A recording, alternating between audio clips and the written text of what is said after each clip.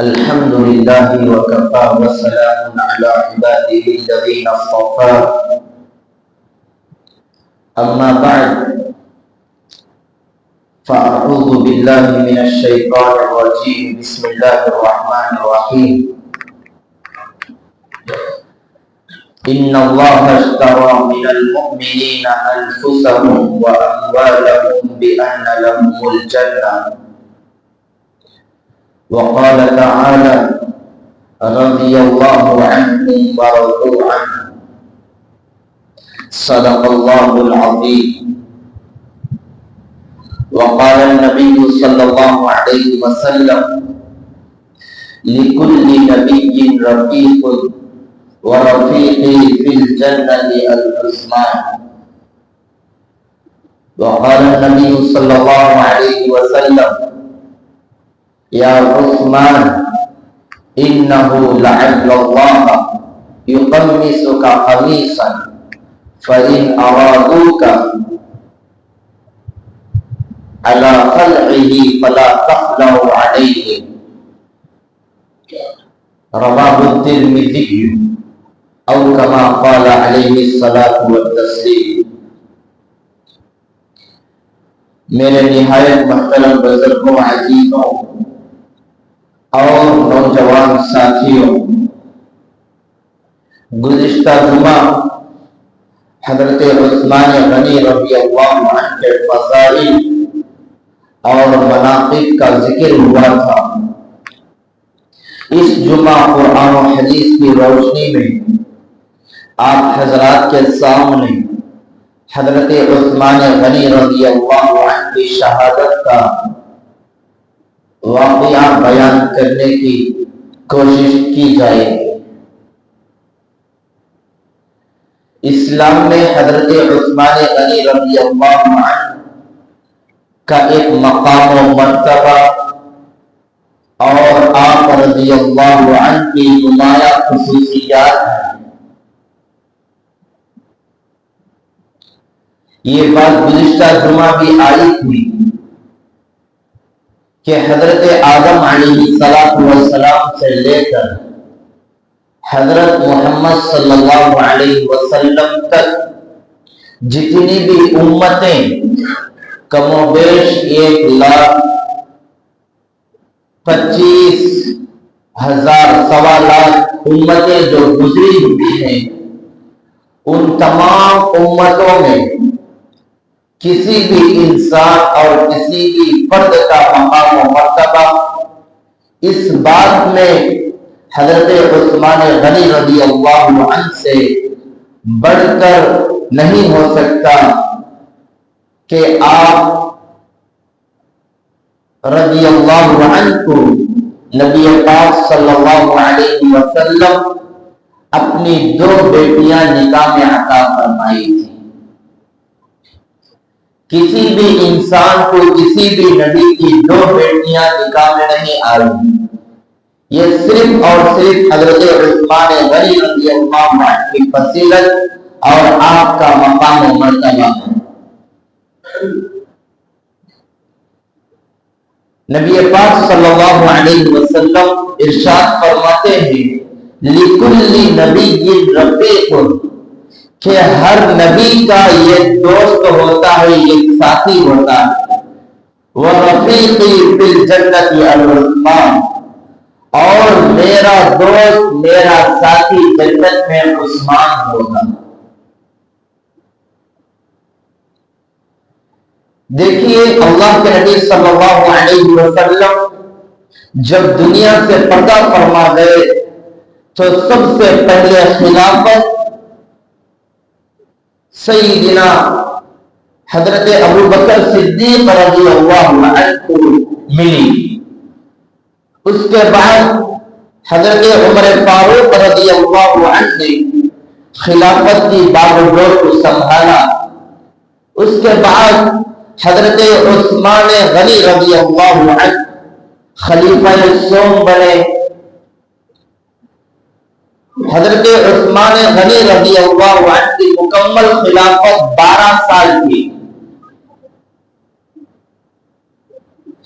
شروع کے 6 سال حضرت عثمان غنی رضی اللہ عنہ کی خلافت کے مکمل امن و امان کے ساتھ کامل طور پر مطمئن اور مکمل اطمینان کے ساتھ گزرے شروع کے 6 سال۔ اس کے بعد فتنوں کا دور شروع ہو گیا، اور اس فتنوں کا تذکرہ نبی پاک صلی اللہ علیہ وسلم اپنی حیات مبارکہ میں ہی ارشاد فرما دیے تھے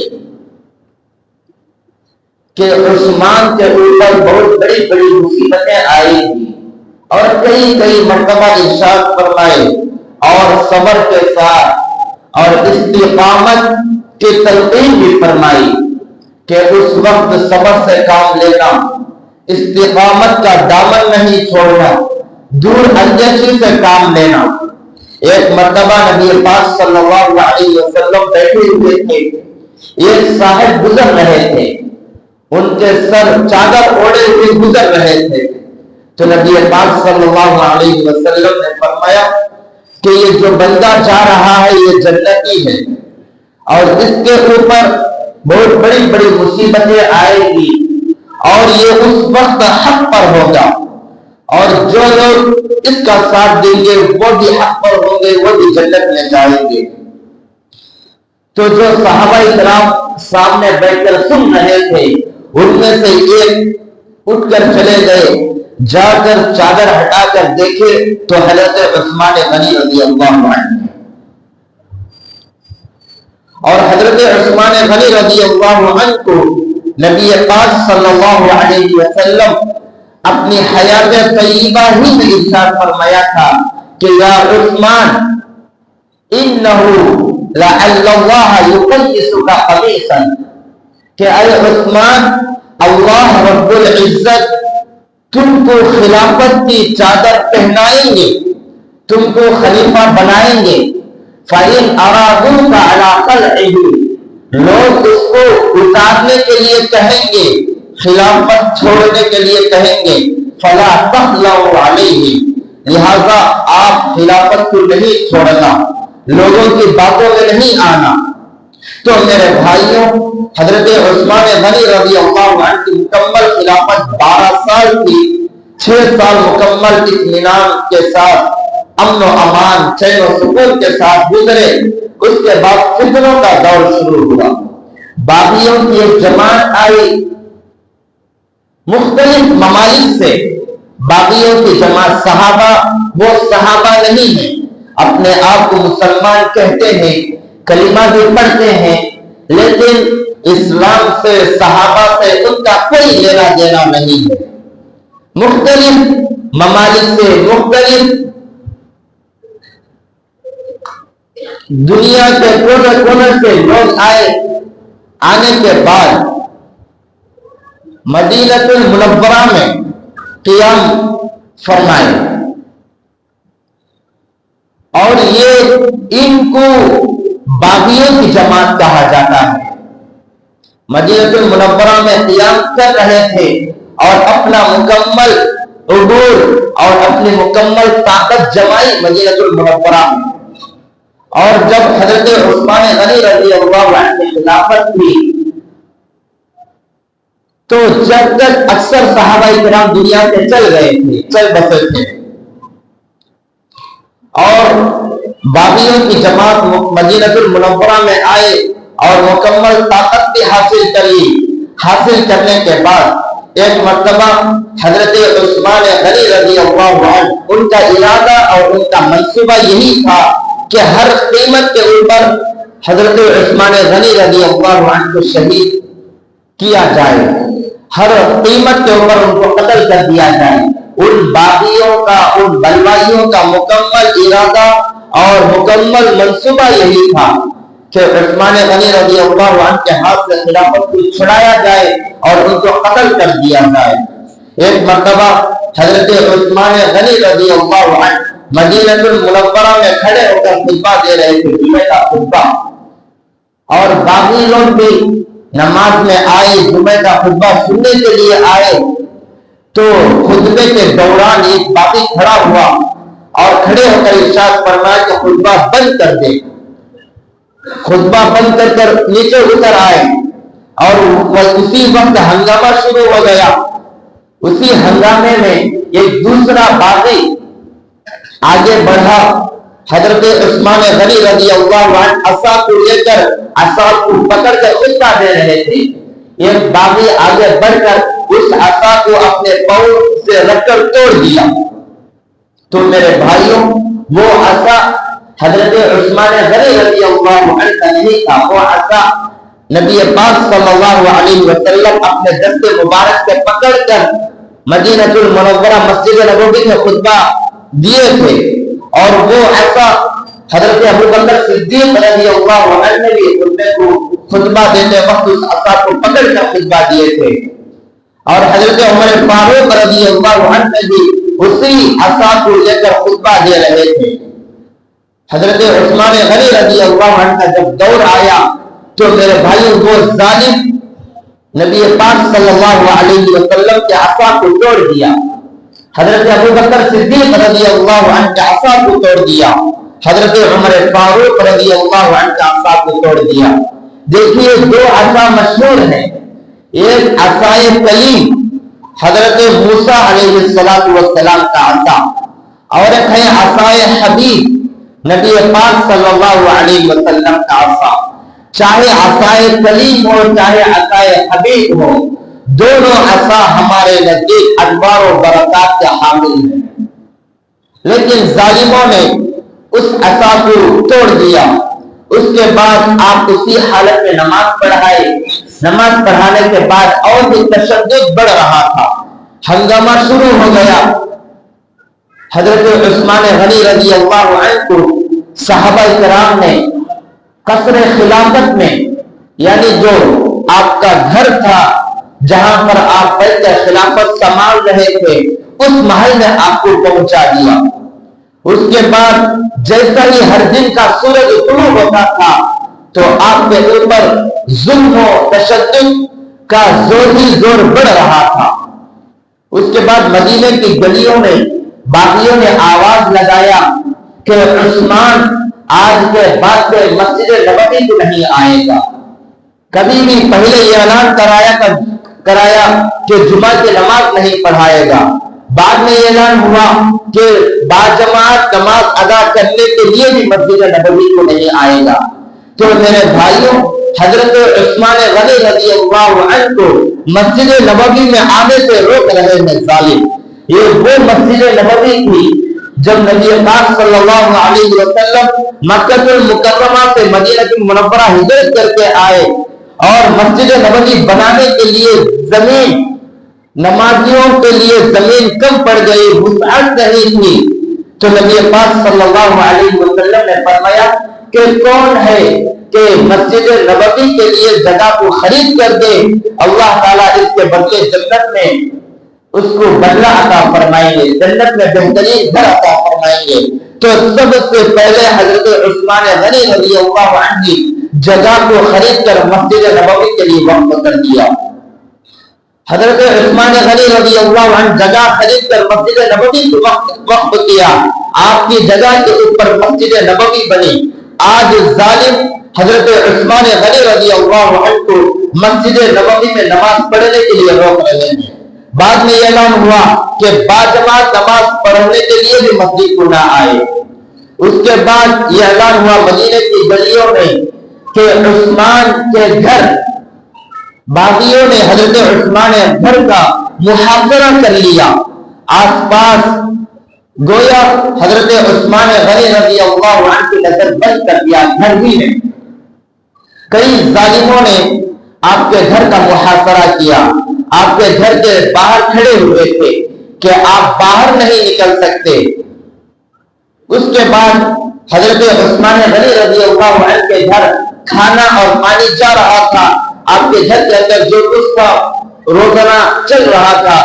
باغیوں نے، ظالموں نے یہ اعلان کیا کہ آج کے بعد کھانا بھی بند ہو گیا، کہ کوئی بھی حضرت عثمان غنی رضی اللہ عنہ کو کھانا نہ پہنچائے۔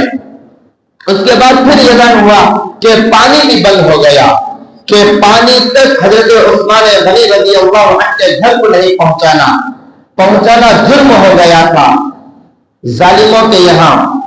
تو میرے بھائیوں، جب ہجرت کر کے مکہ المکرمہ سے مدینہ المنورہ حضرت عثمان غنی رضی اللہ عنہ آئے تھے تو پورے مدینہ میں صرف ایک کنواں تھا، بیر روما، جس کا پانی میٹھا تھا، اور وہ یہودی کا کنواں تھا. یہودی کا کنواں تھا بیر روما. پورے لوگ اچھی خاصی دام لے کر، اچھی خاصی قیمت کے اوپر وہ پانی فروخت کر رہا تھا. صحابہ کرام کو تکلیف ہوئی اور اپنوں کو، غیروں کے لیے، غیر مسلموں کو بھی تکلیف ہوئی پانی پینے کے لیے، کہ پورے مدینہ المنورہ میں صرف ایک ہی کنواں تھا اور یہودی پانی بہت ہی زیادہ قیمت میں فروخت کر رہا تھا. تو اللہ کے نبی صلی اللہ علیہ وسلم ایک مرتبہ یہ اعلان کیے کہ کون ہے کہ بیر روما کو خرید کر مسلمانوں کے لیے وقف کرے. تو سب سے پہلے حضرت عثمان غنی رضی اللہ عنہ کھڑے ہوئے اور یہودی سے معاہدہ کیا کہ اس کنویں کو فروخت کر دے، اس کنویں کو بیچ دو. تو یہودی نے بیر روما سے یہ معاہدہ کیا حضرت عثمان غنی رضی اللہ عنہ سے کہ یہ میں آدھا کنواں بیچوں گا، پورا کنواں نہیں بیچوں گا بلکہ آدھا کنواں بیچوں گا. اب اس کی شکل کیا ہوگی کہ آپ ایک دن آپ کا اختیار رہے گا کہ جو بھی آپ جس کو بھی پانی دینا چاہے تو دے سکتے ہیں. دوسرے دن میرا اختیار رہے گا کہ میں جس کو جتنی قیمت میں فروخت کرنا چاہوں گا میں کر سکوں گا. اس طرح آدھا کنواں یہودی فروخت کیا. حضرت عثمان غنی رضی اللہ عنہ 12,000 دینار دے کر آدھے کنویں کو خریدے. اور جب حضرت عثمان غنی رضی اللہ عنہ کی باری آتی تھی، آپ کا اختیار جس دن تھا اس وقت اعلان کر دیا کرتے تھے کہ آج جتنا پانی چاہے لے کر چلے جائیں.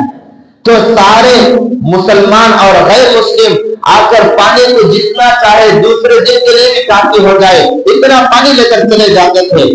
یہودی کو یہ بھی ہضم نہیں ہوا کہ اب میرا سارا کاروبار بند ہو گیا، کہ جس دن یہودی کی باری تھی اس دن پانی پینے کے لیے کوئی آتا ہی نہیں. تو حضرت عثمان غنی رضی اللہ عنہ سے شکایت کی کہ آپ پابندی لگا دیں کہ صرف 1 مٹکا لینا ہے یا 2 مٹکا لینا ہے، پابندی لگا دیں، اس سے زیادہ نہیں لینا. تو حضرت عثمان غنی رضی اللہ عنہ نے کہا کہ وہ آدھا کنواں بھی مجھے فروخت کر دے، میں اس کو بھی خرید لوں گا.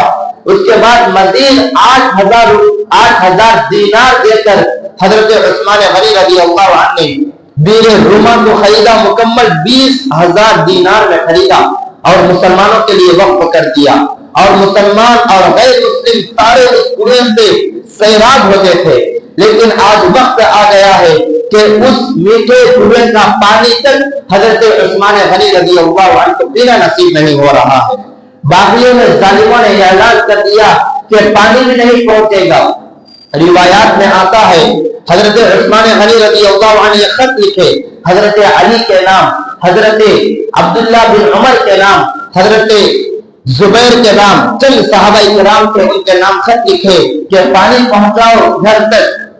تو یہ خط اور یہ پیغام حضرت علی رضی اللہ عنہ کی جب ملا تو مشکیزہ تیار کر کر اس میں پانی لے کر حضرت علی کرم اللہ وجہہ حضرت عثمان غنی رضی اللہ عنہ کے گھر کو روانہ ہوئے. درمیان میں باغیوں نے، ظالموں نے دیکھ لیا تو بہت ہی ہمت کے ساتھ اور تیر اندازی کے ساتھ اس مشکیزے کو توڑ دیا. مٹی کا مشکیزہ تھا، اس کو پھوڑ دیا اور پانی کو ضائع کر دیا. اور حضرت عثمان غنی رضی اللہ عنہ کو کہ گھر تک حضرت علی کرم اللہ وجہہ کو جانے نہیں دیا.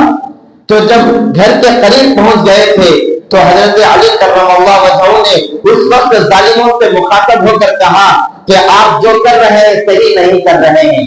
کافروں نے بھی تو وہ کام نہیں کیا جو آپ کر رہے ہیں، کہ قیصر و کسریٰ کے کافروں نے بھی کھانا اور پانی کو بند نہیں کیا، لیکن آپ حضرت عثمان غنی رضی اللہ عنہ کے اوپر کھانے کو بند کر دیا، پانی کو بند کر دیا. لیکن حضرت علی کرم اللہ وجہہ کی باتیں ظالموں کے پلے نہیں پڑی، آپ کے دماغ پر، ان کے دماغ پر نہیں چڑھی. لہذا حضرت علی کرم اللہ وجہہ اس وقت کالی پگڑی، سیاہ پگڑی پہنے ہوئے تھے. اس پگڑی کو نکال کر حضرت عثمان غنی رضی اللہ عنہ کے گھر میں ڈال دیا. کہ آپ کو اندازہ ہو جائے کہ پوری کوشش کی گئی پانی پہنچانے کے، لیکن ظالموں نے پانی کو روک دیا۔ تو میرے بھائیوں، اس کے بعد حضرت مغیرہ بن شعبہ سے روایت ہے کہ آپ حضرت عثمان غنی رضی اللہ عنہ کے گھر بھی میں تھے۔ آپ نے 3 باتوں کو پیش کیا۔ اس وقت جو صحابہ کرام تھے 3 باتوں کو پیش کیا کہ آپ 3 باتوں میں سے کوئی ایک بات کے لیے تیار ہو جائیں۔ اس وقت حضرت علی بھی تھے، حضرت طلحہ بھی تھے، حضرت عبداللہ بن زبیر بھی تھے۔ یہ صحابہ کرام آپ رضی اللہ عنہ کے سامنے 3 تجاویز کو رکھا۔ پہلی تجویز یہ ہے کہ آپ ہم کو لڑنے کی اجازت دو۔ حضرت علی کرم اللہ وجہہ نے کہا کہ آپ مجھے لڑنے کی اجازت دو، یہ جو باغی آئے ہوئے ہیں، یہ جو ظالم آئے ہوئے ہیں اور ظلم کر رہے ہیں، ان سب کو میں اکیلا ہی کافی ہوں، آپ مجھے لڑنے کی اجازت دو۔ لیکن حضرت عثمان غنی رضی اللہ عنہ نے کہا کہ میں مدینہ الرسول میں نبی پاک صلی اللہ علیہ وسلم کا جو شہر ہے، امن والا شہر، اس میں خون ریزی کی اجازت نہیں دیتا، میں لڑنے کی اجازت نہیں دیتا۔ میں یہ نہیں چاہتا کہ میری وجہ سے کسی مسلمان کا خون اس زمین کے اوپر پڑے۔ پہلی تجویز کو حضرت عثمان غنی رضی اللہ عنہ نے قبول نہیں کیا کہ میں لڑنے کی اجازت نہیں دیتا۔ دوسری تجویز یہ تھی کہ آپ کا گھر بہت وسیع تھا، آپ کا محل بہت وسیع تھا، بہت بڑا تھا، کہ جس دروازے کے اوپر باقی لوگ بیٹھے ہوئے ہیں، دوسرا ایک دروازہ بنا کر آپ شام کو چلے جائیں، ملک شام کو چلے جائیں، وہاں پر حضرت امیر معاویہ ہیں، وہ آپ کی مدد کریں گے، وہ ظالموں کی طرف سے لڑیں گے۔ لیکن حضرت عثمان غنی رضی اللہ عنہ نے کہا کہ میں یہ تجویز کو قبول نہیں کرتا۔ نبی پاک صلی اللہ علیہ وسلم نے فرمایا کہ جو مدینہ المنورہ میں مرے گا اور مدینہ المنورہ میں مدفون ہوگا، کل قیامت کے دن میں اس کی سفارش کروں گا اور یہ خوشخبری سے میں محروم ہو جاؤں گا۔ اس لیے میں نبی پاک صلی اللہ علیہ وسلم کے پڑوسی بن کر رہنا چاہتا ہوں، میں آپ کا دیار چھوڑ کر کبھی بھی نہیں جاؤں گا، جو ہونا ہے ہونے دو۔ اور تیسری تجویز صحابہ کرام نے یہ پیش کی کہ آپ مکہ المکرمہ کو چلے جائیں، وہاں پر یہ لوگ آپ کا خون بہانا پسند نہیں کریں گے۔ لیکن حضرت عثمان غنی رضی اللہ عنہ نے کہا کہ میں ہجرت کر کر مدینہ المنورہ کو آ گیا ہوں، اب میں نہیں جاؤں گا۔ اگر یہ ظالم چاہے تو وہاں پر بھی آ کر خون بہائیں گے، اگر یہ ظالم چاہے تو یہ تینوں تجویزوں کو حضرت عثمان غنی نے رد فرما دی۔ دیکھیے اللہ کے نبی صلی اللہ علیہ وسلم کے زمانے میں ہی نبی پاک صلی اللہ علیہ وسلم نے بتا دیا تھا کہ آپ خلیفہ بنیں گے، لیکن ظالم لوگ اور باغی لوگ بلوائی آپ کی خلافت کو اتارنا چاہیں گے، آپ نہیں اتارنا، آپ خلافت کو نہیں چھوڑنا۔ اس کے بعد دن بدن آپ کے اوپر تشدد اور دن بدن آپ کے اوپر ظلم و ستم بڑھ رہا تھا۔ حضرت عثمان غنی رضی اللہ عنہ کے گھر میں بھی چند صحابہ کرام تھے، اور حضرت علی کرم اللہ وجہہ اپنے بیٹے حضرت حسن اور حضرت حسین کو آپ کے دروازے کے اوپر نگرانی کے لیے کھڑا کر دیے تھے کہ ظالموں کو باغیوں کو اندر جانے مت دینا۔ تو یہ دن بدن کا قصہ روز بروز تشدد اور ظلم و ستم بڑھ رہا تھا۔ بلا آخر ایک دن آیا کہ جمعہ کا دن تھا، حضرت عثمان غنی رضی اللہ عنہ افطار روزہ بھی رکھے تھے، رات کا وقت تھا، جمعہ کی شب تھی۔ حضرت محمد صلی اللہ علیہ وسلم خواب میں اور حضرت ابوبکر صدیق رضی اللہ عنہ، حضرت عمر فاروق رضی اللہ عنہ خواب میں نظر آئے اور کہا کہ جلدی کرو، آج آپ روزے سے ہیں کہ کل افطار ہمارے ساتھ کرنا ہے، کل افطار ہمارے ساتھ کرنا ہے۔ اس کے بعد یہ جب خواب پڑا تو حضرت عثمان غنی رضی اللہ عنہ اپنی رفیقہ حیات حضرت ناجلہ رضی اللہ عنہ کو بلا کر کہا کہ مجھے خواب پڑا ہے، اس طرح کا واقعہ پیش آیا ہے، آج مجھے شہید ہو جانا ہے، لہذا تم اپنا خیال رکھنا۔ تو تمام واقعہ کو حضرت ناجلہ رضی اللہ عنہ کے پاس حضرت عثمان غنی نے ذکر کر دیا۔ اس کے بعد باغیوں نے उस वक्त सहाबाए किराम दुल्हिज्जा का महीना चल रहा था, हज का महीना था, और अक्सर सहाबाए किराम हज के लिए मक्का मुकर्रमा चले गए थे। उसके बाद जालिमों ने मौके को गनीमत समझा, अंदर जाते वक्त हजरत हसन, हजरत हुसैन और इसी तरह से दूसरे सहाबाए किराम भी आपके घर के दरवाजे पर खड़े हुए थे, आपको धक्का देते हुए, आपको जख्मी करते हुए जालिम अंदर पहुंच गए। और 3 जालिमों ने हजरत उस्मान गनी रजी अल्लाह अन्हु को शहीद किया। सबसे पहला जालिम ये हथियार लेकर हजरत उस्मान गनी रजी अल्लाह अन्हु की गर्दन के ऊपर मारा, जिसकी वजह से आप गर्दन के बल गिर गए। उसके बाद दूसरे ने आपका गला काट दिया, तीसरे जालिम ने आपके जिस्म के ऊपर अलग अलग जगह के ऊपर चाकुओं का वार किया, हथियार से वार किया। इस दौरान हजरत नाइला रजी अल्लाह अन्हा बचाने के लिए आई तो आपके 3 उंगली शहीद हो गए। उसके बाद हजरत उस्मान गनी रजी अल्लाह अन्हु जब ये वाकया देखे कि हजरत नाइला की 3 उंगलियां शहीद हो गए हैं, तो अपनी ज़बान मुबारक से बददुआ कर दी कि अल्लाह ताला आपको बर्बाद करे, आपके हाथ तोड़ दे और आपका पैर तोड़ दे और आपकी जिंदगी कुत्तों की तरह हो जाए। तारीख की किताबों में लिखा हुआ है, जो हजरत उस्मान गनी रजी अल्लाह अन्हु को शहीद किए, बहुत ही दर्दनाक और भयानक मौत का सामना उन्होंने करना पड़ा। तो मेरे भाइयों, बिला आखिर जालिमों ने हजरत उस्मान गनी रजी अल्लाह अन्हु को शहीद कर दिया। शहीद करने के बाद आप रजी अल्लाह अन्हु को जन्नतुल बकी में दफन कर दिया गया। आपका जनाजा भी 3 दिन तक वैसे ही घर में पड़ा रहा। जालिम शहीद करने के बाद भी अपने जुल्म से बाज नहीं आए और इजाजत नहीं दी कि आपकी तदफीन करे। उस वक्त जुल्म इंतहा पर पहुंच चुका था। तो बहरहाल हजरत उस्मान गनी रजी अल्लाह अन्हु की शहादत का वाकया 18 जुल्हिज्जा के दिन पेश आया। आपको जन्नतुल बकी में आप मदफून हैं, नबी पाक सल्लल्लाहु अलैहि वसल्लम के शहर ही में मदफून हैं। अल्लाह ताला से दुआ करें कि अल्लाह ताला हम सबको सआदत वाली जिंदगी नसीब फरमाए और शहादत वाली मौत नसीब फरमाए। आमीन व आखिर दावाना अल्हम्दुलिल्लाहि रब्बिल आलमीन। जो हजरात सुन्नतें नहीं पढ़े सुन्नतें पढ़ें।